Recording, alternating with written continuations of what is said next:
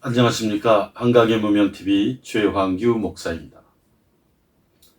지금 한국은 다문화 시대, 국제결혼 시대에 들어선 지 꽤 됐습니다. 이와 관련해서 우리나라 역사 속에서 다문화 시대는 없었는가를 함께 생각해 보겠습니다.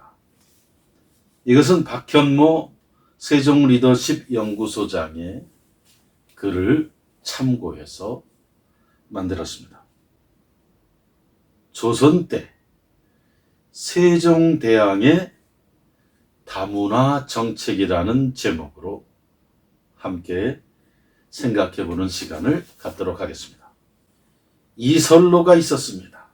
세종대왕의 신하. 그는 이런 상소문을 올렸습니다. 지금 우리나라는 북쪽으로는 여진, 동쪽으로는 일본과 연결돼 있어 왕래가 끊이지 않습니다. 그들은 우리와 같은 족류, 즉 민족이 아니어서 필시 다른 마음을 품고 있을 것입니다. 1446년 세종 28년 5월 이설로가 세종에게 쇄국안, 나라의 문을 쇄국, 닫아야 한다는 상소문을 올린 것입니다. 이설로에 따르면 야인, 여진족을 말합니다. 야인과 외노, 일본인을 말합니다. 이 야인과 외노가 왕래하면서 우리나라 기밀을 탐지하고 있고 그들을 거절하고 받아들이지 말아서 틈을 주지 말아야 한다고 했습니다. 이설로는 일찍이 한나라가 했던 것처럼, 여기서 한나라는 중국의 한나라를 말합니다. 이 한나라가 했던 것처럼 국경을 닫고 폐관하고 방비를 엄히하는 게 상책이라고 세종의 신하이자 정책 참모로서 건의했습니다. 그러나 이설로의 주장은 결국 받아들여지지 않았습니다. 의정부 신하들이 모두 남쪽 외인과 북쪽 오랑캐 중에서 우리나라에 귀화한 자가 심히 많은데 한나라처럼 국경을 닫아걸 수는 없다고 말했기 때문입니다. 실제로 세종시대에 주변국 사람들이 귀화해 오는 일이 심히 많았다고 합니다. 세종 5년 1423년을 전후해 조선에서 살고 싶다며 일본과 여진 그리고 중국과 남만, 동남아 쪽에서 이 지역 사람들이 떼를 지어 들어왔습니다. 어떻게 했기에 이런 현상이 일어난 것일까요? 세종시대 대외정책은 은혜와 위력의 병용, 은위병용으로 요약됩니다. 즉 당근과 째찍입니다. 세종은 주변국에서 조공을 보내오면 받아들이고 나라의 애경사가 있을 땐 예물을 주고받되 국경을 넘어 약탈해 올 경우 토벌을 강행했습니다.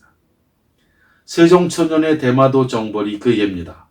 세종정부의 포용정책은 주변국 사람들의 연이은 집단 귀화 현상을 초래했는데 당시 명나라가 조선이 장차 패권국이 될지도 모른다고 우려할 정도였습니다. 그 정도로 포용정책을 구사했다는 겁니다. 1424년 세종 6년에 중국 명나라 영락제가 사망했는데 이때에 명나라 궁중이 조선을 경계한다는 이야기가 전해졌습니다.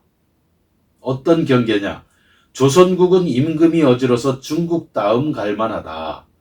요동의 동쪽이 옛날에는 조선에 속했는데 만일 요동 여진족이 조선에 귀부한다면, 다시 말해 조선으로 가고 조선으로 투항하고 조선으로 기울어진다면 중국도 감히 한거하지 못할 것이라는 말이 있었습니다. 여기에 보면 중국의 요동에 대한 역사인식이 담겼습니다. 비록 고구려가 당나라에 멸망했지만 명나라 시대의 중국인들은 여전히 요동의 동쪽, 이 만주벌판, 오늘날의 동북삼성이 옛날에는 조선의 땅이었다고 하는 객관적이고 사실에 근거한 역사인식을 갖고 있었다고 하는 것입니다. 그러므로 지금의 동북공정은 왜곡이다 하는 것입니다. 무엇이 이 외국인들, 타국인들을 이 물설고 말도선 타국으로 위험을 무릅쓴 채로 오게 했을까? 세종은 첫째, 귀화한 사람들에게 집과 식량 그리고 옷을 제공하는 한편 세금을 면제해 정착할 수 있게 해주었습니다. 귀화인은 정착 정도에 따라 3등급으로 나뉘어 지원했는데, 즉 생계 유지 단계, 우마, 소와 말을 기르는 단계, 그리고 본국인과 같은 예로 대하는 단계가 그것입니다. 둘째, 세종은 귀화한 외인들도 곧 우리나라 백성이라면서 귀화 외국인 차별을 금지했습니다. 오랑캐를 변화시켜 백성으로 만든다는 정책 기조에 따라 세종은 귀화인들을 우리나라 사람들과 혼인해 살게 했을 뿐만 아니라 벼슬을 주어 제 역량을 발휘할 수 있게 했습니다. 셋째, 연말연시에는 귀화인들을 위한 잔치를 열어 소외감을 느끼지 않게 배려했습니다.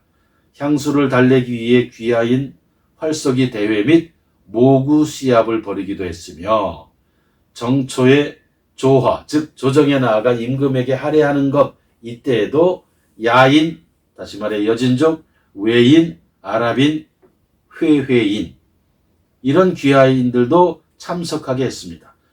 소외시키지 않고 차별하지 않았다는 뜻입니다.